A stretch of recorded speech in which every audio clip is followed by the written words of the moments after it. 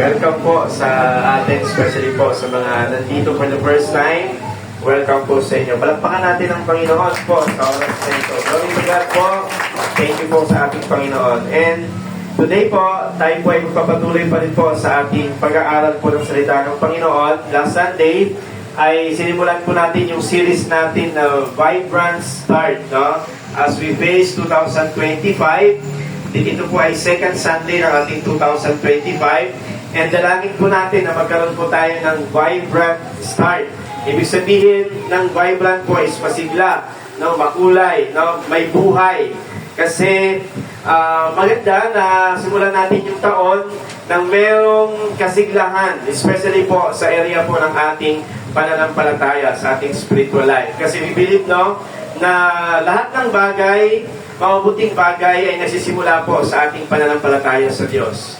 Ang ating perspective, ang pagtingin natin sa mundo, sa mga nangyayari, ay malaking bagay po dyan ang ating pananampalataya po sa ating Panginoon. And in order po, para tayo ay magkaroon ng vibrant, masigla, malakas, na buhay, na simula, na buhay, ay kailangan natin bumalik doon sa basic ng Christianity. Basic ng ating faith, which is yung prayer at saka yung God's Word, no? Yung pananalangin at yung salita ng Panginoon. Kaya yun po yung pinapalakas natin, no, sa ating paninimula po sa taon po na ito. We encourage to pray, no, mapalakas, no, mapagtibay, lumalim yung ating prayer. That's why kahapon nagkaroon tayo ng prayer retreat. Kasi ito po ay makakatulong din sa mapatibay pa, mapasigla pa yung ating prayer. Ganoon na rin po yung ating pagbabasa po ng salita po ng Panginoon. Kaya this year, every January, meron po tayong 21 days prayer at 21 days Bible reading challenge, no? Alam niyo po, matagal na po ang Christian, more than 20 years, pero ang prayer, ang pagbabasa ng Bible ay still challenge pa rin po sa akin. Sino nagsabi na challenge pa rin po? Hindi pa rin madali na maging consistent sa pagbabasa ng Bible at pag-pray. Okay. Salamat po sa apat. Kaya yung apat lang ang kasama ko, ang challenge pa rin. Yung iba, kaya na nila. Joke lang, no? Lahat po tayo, no? Kahit matagal natin sa faith natin, ay challenge pa rin po. Medyo struggling pa rin po, pero salamat kasi pinapalakas tayo ng Panginoon. And then, itong first 2 weeks po, ay pinag-aralan natin itong posture of prayer. Nagsimula tayo nung nakaraan, tapos itutugtong natin yung posture of prayer ngayong oras po na ito. Next Sunday po, about God's Word, yung dalawang Sunday.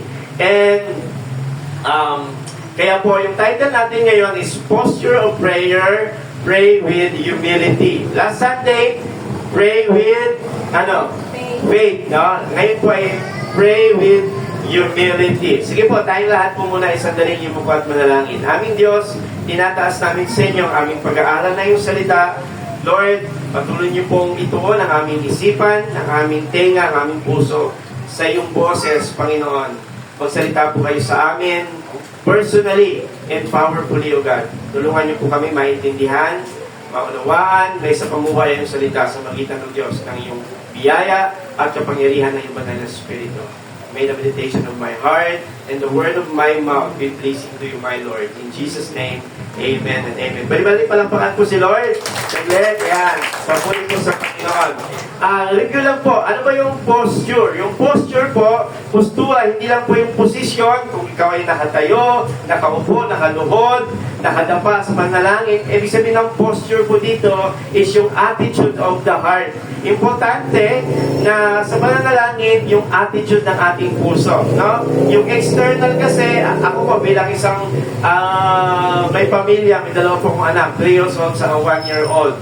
Dati po, nung wala po akong anak, is medyo marami akong time, no, para maglaan ng oras na sa Panginoon ng solo. Pero ngayon kasi, dahil meron ako, kasi yung asawa ko nag-work, ako na iwan sa bahay, may dalawa akong ay naalagaan. Sometimes, pag nag-pray ako, buhat-buhat ko yung anak ko, o kaya naman, andyan nangungulit. Medyo mahirap, no? Very challenging. Pero, kung nananalangin naman, kahit buhat-buhat mo yung anak mo, o kaya naman, nakaupo ka, tapos nandyan yung anak mo, nagtitigil ka sa pag-pray, okay lang yun. Basta importante po, no, yung ating,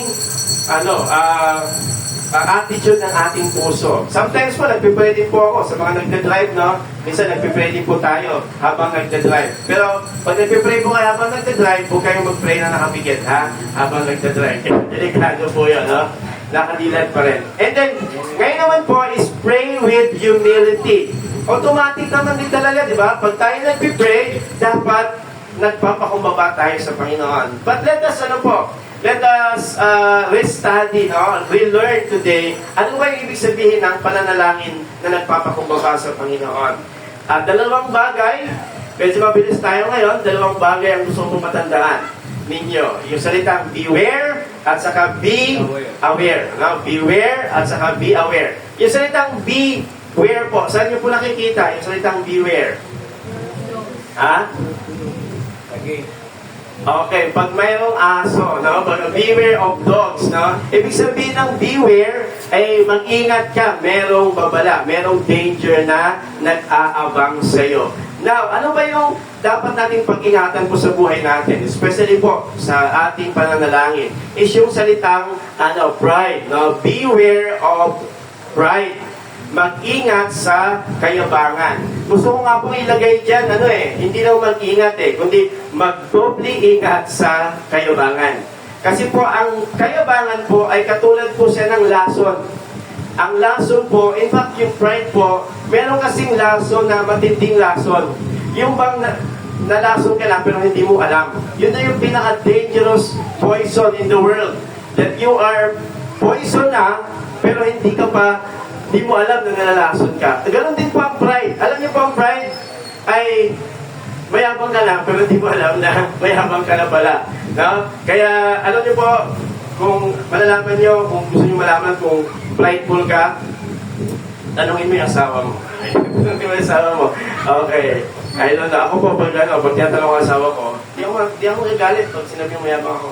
Pero pag siya, mayabang ka, parang yung puso ko, parang nagagalit Okay, but today po, let us have a self-examine. Huwag natin tignan yung iba, kundi yung sarili natin, tignan natin yung sarili natin.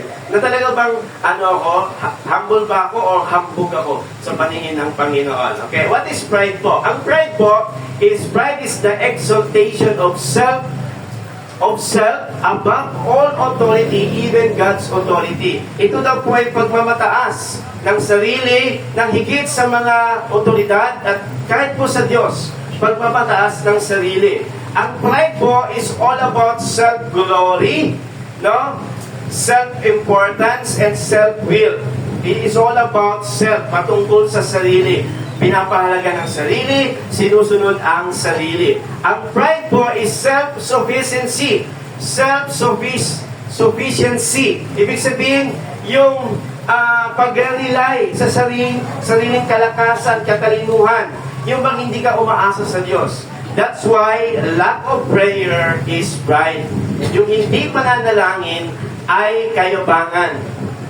No, kasi when you don't pray, ay paano ba pinapakita mo kay Lord na, Lord, kaya ko na to. No? Hindi ko na kayo kailangan. Pero pag tayo nagpipray, we are telling God, Lord, I need you. We need you, Lord. That's why, yan po yung pride. And pride is ego. Ano yung ego? Ego, edging God's out. Ibig sabihin, parang inaalis mo na si Lord sa buhay mo. Lord, wala ka, hindi ka kasama sa buhay ko.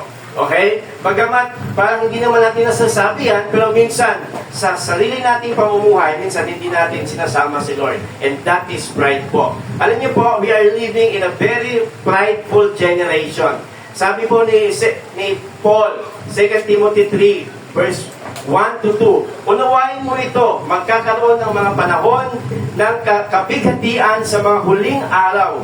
Ang mga tao ay magiging makasarili, sakim sa salapi, mayayabang, mapagmalaki, mapagmalabis, suwail sa mga magulang, walang utang na loob at lapastangan sa Diyos. Mabubuhay daw ang mga tao, darating ang panahon, sabi ni Pablo.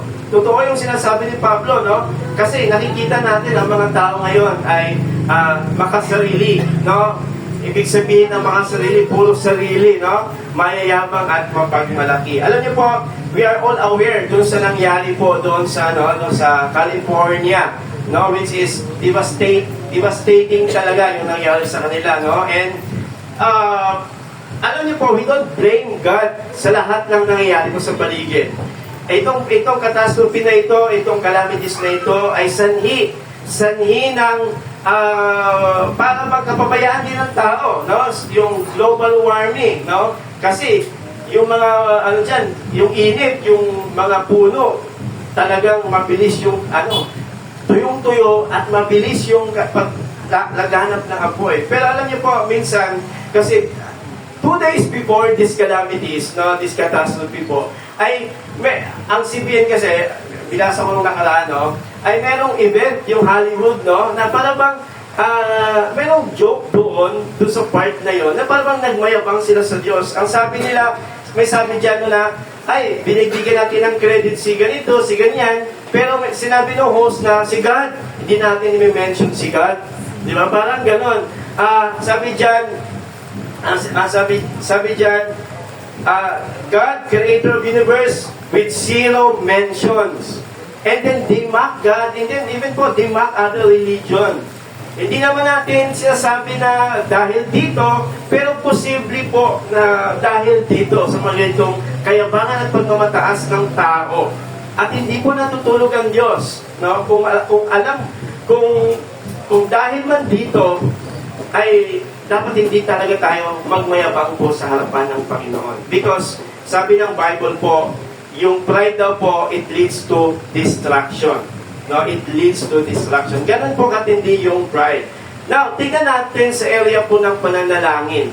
Kasi merong dalawang nag-pray, binasa natin kanina. Sabi dyan, isinalaysay naman ni Jesus ang talinghagang ito sa mga mapagtiwala sa sarili, mapanghamak sa iba sa paniniwalang sila'y matuwid.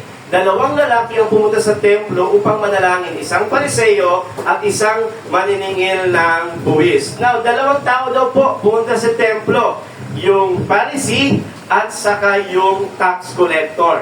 Yung Pharisee po, ang Pariseo po ay isang religious leader na kinukonsider na righteous ng mga society. Sa kanilang pananamit pa lamang, sa kanilang mga sinasabi, they are considered righteous.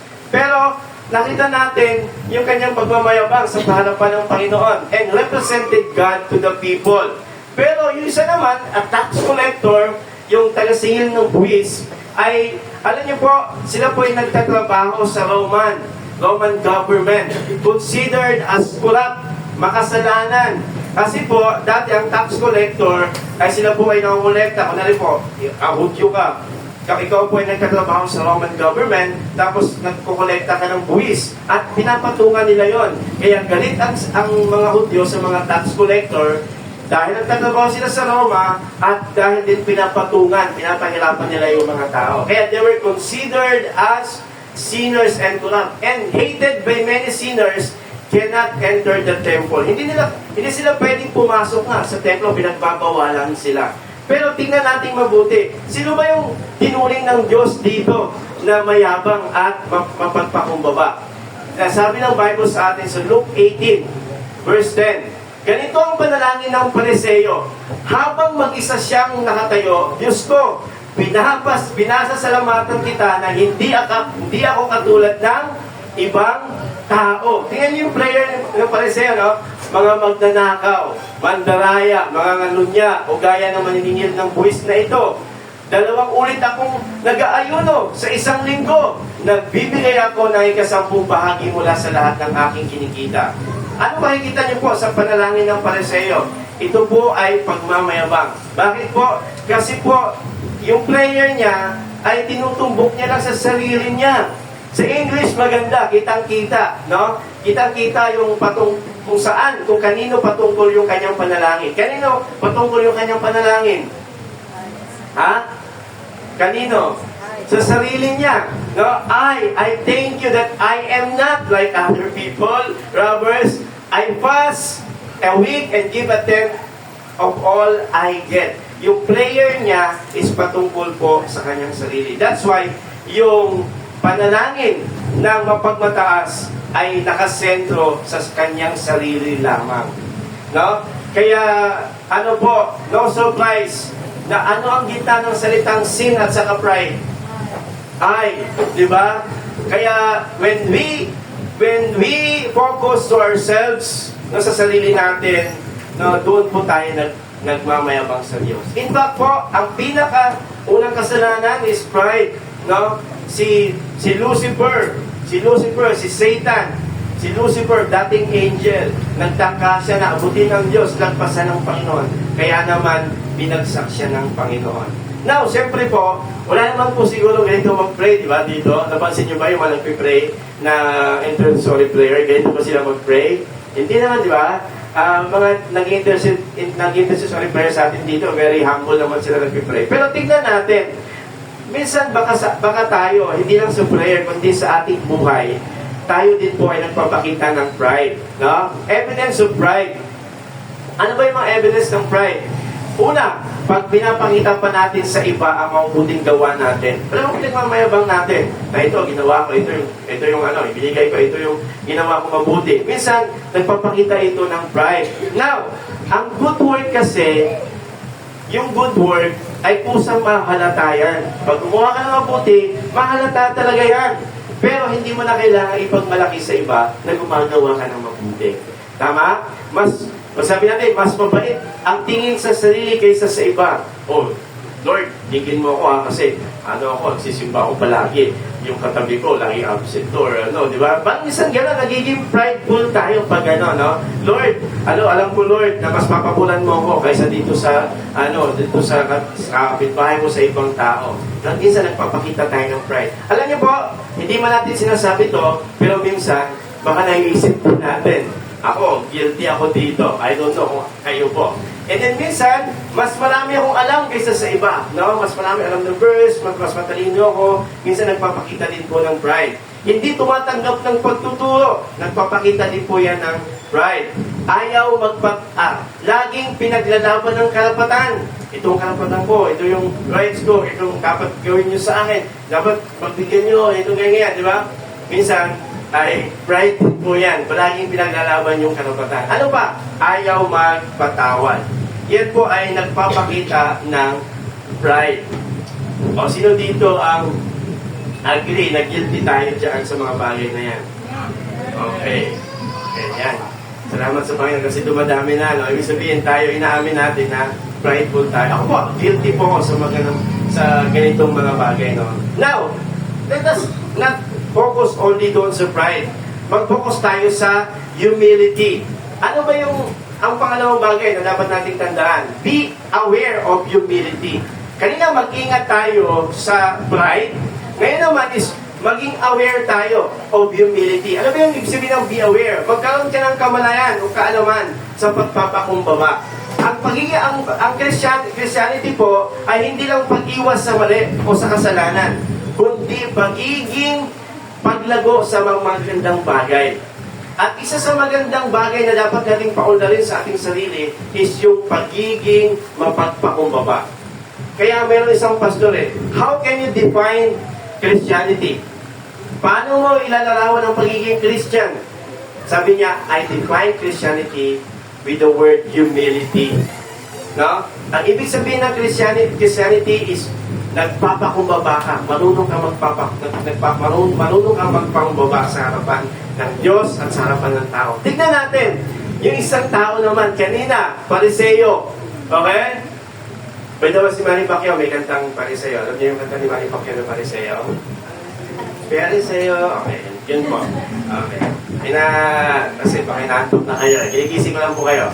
And then, yung isa naman ay isang maniningil ng buwis. Sabi niya, samantala ang maniningil ng buwis ay nakatayo sa malayo. Nakatayo lang siya sa langit at hindi man lamang makatingin sa langit at binabayo ang kanyang dibdib habang nagpipray. Parang, Lord, tinatawag niya ang Panginoon. Sabi niya, Diyos ko, mahabag po kayo sa akin na isang makasalanan. Tingnan niyo po mabuti ha. And alam niyo, sometimes, ang nagpipray ng tama ay yung mga tao na makasalanan. Ang tingin nila sa sarili nila is makasalanan. Di ba? Kaya mahirap din, palaging tumatayo sa harapan Kasi minsan ang tingin na ibang tao, pag tumatayo sa harapan, parang, very righteous Pero ang totoo po, Kami, mga tumatay dito sa harapan, is makasalanan din po. Nagkukulang din po sa Diyos. Kung meron man po maraming pagkukulang sa Diyos, kami po, yung mga tumatayo sa harapan. Alam niyo kung bakit? Kasi minsan, bilang isang pastor, mas dumadami ang alam mo. Pag dumadami ang alam mo, mas marami kang kamalayan sa mabuti at masama. At minsan, wala tayong kalakasan na gawin niyon. Kaya, sa harapan ng Diyos, ako po, is makasalanan din po, no? And, ganun po yung attitude ng prayer natin. Huwag nating itaas yung ating sarili, huwag nating iyabang yung sarili natin, kundi maging katulad tayo ng isang, katulad ng maniningil ng buwis na ito. Sabi niya, Diyos ko, mahabag po kayo sa akin ng isang makasalanan. Napansin niyo ba? Sino ang mas mahaba yung prayer? Yung Pharisee, no? Ito, mas maigli lang yung prayer, pero totoo. Diba? Kaya, it's not the length of words of prayer, but God listens to the attitude of your heart. No? Hindi yung sa haba ng panalangin, kundi yung ano yung katotohanan sa loob ng iyong puso. Kaya nga, it is okay to pray without words, but with a heart. To pray without words, but with a heart. No, sometimes, pag nagpipray ka, na parang walang lumalabas sa bibig ko, pero yung puso mo, nananalangin kasi ang Diyos nakatingin po palagi sa puso po natin. Paano ba tayo nagpipray? No? Mechanical ba? Yung paulit-ulit na prayer? Paano tayo nagpipray? Nakapokus lang ba sa mga pangangailangan natin? Sa mga gusto natin? Paano tayo nagpipray? No? Ang tax collector na ito is nag-pray siya na merong pagpapakumaba na siya ay makasalanan. Lahat po tayo makasalanan. Tama? In fact, yung word dyan is yung, sabi niya, Diyos ko, mahabag po kayo sa akin. Yung word na mercy dyan po, mercy, sa Greek po is heiaskomai. Heiaskomai. Ibig sabihin po is, it's all about atonement. Yung pagtubos ng Panginoon. This sinner is begging for God's forgiveness. God's salvation sa kanyang buhay. Tinataas niya sa Panginoon, Lord, ako po ay makasalanan. Lord, hindi po karapat dapat lumapit sa inyo, pero mahabag po kayo sa akin. Have mercy on me, O Lord. That's why yung prayer, hindi yan sa ganda ng sinasabi, hindi yan sa ganda ng mga salita, kundi it's all about the attitude of the heart. The attitude of the heart. Amen? Amen po ba? Amen. Ano yung mga evidence naman ng humility? Ano yung evidence ng humility? Una po is restedness. Pag tayo nanalangin na may pagpapakumbaba, meron tayong restedness. Ibig sabihin, payapa, patanong na lang, patanong. Puro patanong yung tinagay ko din, no? Ibig sabihin, restedness, payapa ka ba sa kalooban at kaparaanan ng Diyos? Pag nananalangin ka ba, pag nananalangin daw tayo, meron tayong kapayapaan, no? Kapahinahan doon sa kalooban at kaparaanan ng Diyos. Kasi sometimes po, pag nagpipray tayo, di ba? Lalong-lalo na pag mayroong urgency, mayroong talagang kailangan ng mangyari, minsan pinipilit natin si Lord. Lord, pwede ba ganito, ganyan, di ba? Pero alam niyo po, bagaman okay naman yun, maging persistent tayo sa prayer, kasi yun po yung verse natin today, di ba? Sabi ni Jesus, verse 1 ng 18, Luke 18, verse 1, sabi doon, Jesus said to His disciples, do not give up, be persistent on prayer. Okay naman, ipupush natin yung prayer, pero at the end of our prayer, Lord, pinagkakatiwalaan mo pa rin ang iyong kalooban, ang iyong kaparaanan. Tama? Amen ba? And meron tayong joy in waiting, kagalakan sa paghihintay. Naghihintay ka ba ng may kagalakan sa right timing ng Panginoon? Yan po humility. You are acknowledging God, that God has His own timing sa pagsagot ng ating pananalangin, sa ating pananalangin.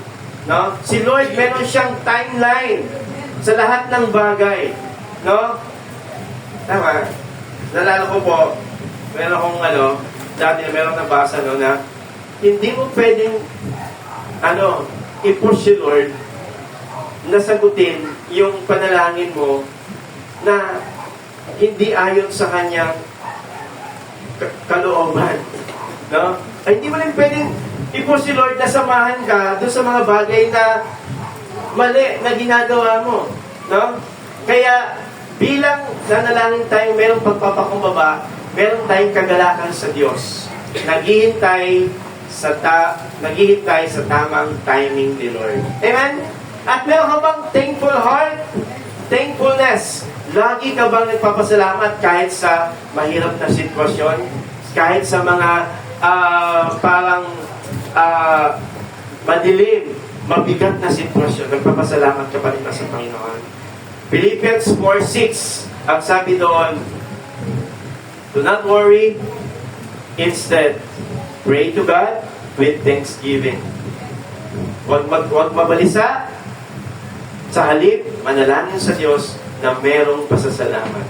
Nagpapasalamat ka sa Diyos kahit hindi pa sinasagot ni Lord yung prayer mo. Nagpapasalamat ka sa Panginoon kahit minsan iba ang sagot doon sa prayer mo. Nagpapasalamat ka pa rin sa Panginoon. Amen? Ano pa? Evidence ng prayer. Forgiving heart. O evidence of humility. Forgiving heart. Ikaw ba ay nagpapatawad kahit mahirap? Na? Nagpapatawad ka ba kahit mahirap? Sino dito nagsasabing mahirap magpatawad? May mga pagkakamali na madaling patawarin. Pero may mga pagkakamali din na mahirap patawarin. Very struggling na magpatawad. Pero it's a sign of humility before God when we release forgiveness kahit po discomfort yung nararamdaman natin. Amen?